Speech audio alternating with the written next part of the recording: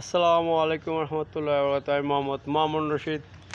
ছেলে মেয়েদের বাসা যাওয়া আসার ব্যাপারে বাঁচলে এরকম, অর্থাৎ যে ছেলেদের বা যে মেয়েদের বাসায় নামাজ পড়ে না অথবা হারাম খায় বা মাকরুত তাহারিমি খায়, সেই বাসায় যাওয়া যে ইসলামে জায়েজ করে নাই।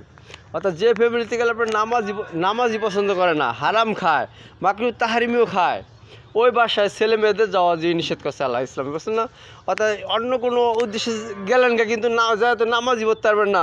অর্থাৎ চীন দেশে একটা মেয়ের বাসায় গেলেন, কিন্তু গেলে তো আপনার হারাম খাওয়া মানতে হবো না।